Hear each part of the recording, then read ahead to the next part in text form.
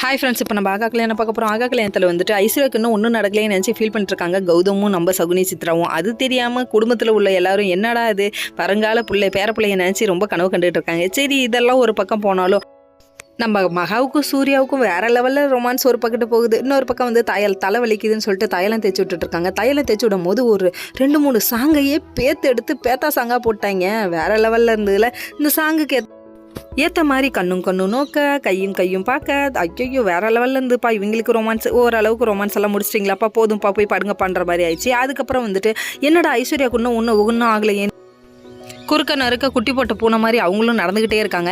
உடனே இதை பார்த்த கோடீஸ்வரி உரண்டை இழுத்துட்டு ஐயோ இவளுக்கு தெரியக்கூடாதுன்னு சொல்லிட்டு சைலண்ட்டாக போயிட்டாங்க. கௌதம் வேற ஒரு போட்டு புலம்பி தள்ளுற, இன்னும் ஐஸ்வர்யாவுக்கு ஒன்றாகலையே, என்ன ஆச்சு, ஏன் இவ குத்துக்கள் மாதிரி இருக்கா அப்படின்னு நினச்சி ஃபீல் பண்ண அப்போ தம்பி அங்கே குழந்தை இருந்தாலும் ஏதாவது ஆகும், குழந்தைதான் இல்லையே.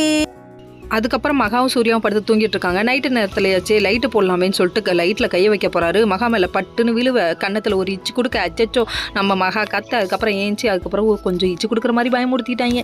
இது ரெண்டும் ரொமான்ஸ் நல்லா இருந்தது, நல்லா விளையாண்டுருந்தாங்க. அதுக்கப்புறம் மறுநாள் காலையில் விடிஞ்சோடனே இருங்க உங்களை பயமுறுத்துறேன்னு சொல்லிட்டு இவங்க குளிச்ச கையோட வந்து நின்று ஃபோட்டோ எடுக்கிறாங்க. செல்ஃபி எடுத்து பயமுறுத்தணுங்கிறதுக்காகவே நம்ம மகா இந்த வேலையை பார்க்குறாங்க. சூர்யா இது தெரியாமல் நல்லா கொரட்டை விட்டு தூங்கிட்டு இருக்காங்க. ஓகே ஃப்ரெண்ட்ஸ், நெக்ஸ்ட் வீடியோவில் பார்ப்போம். பாய்.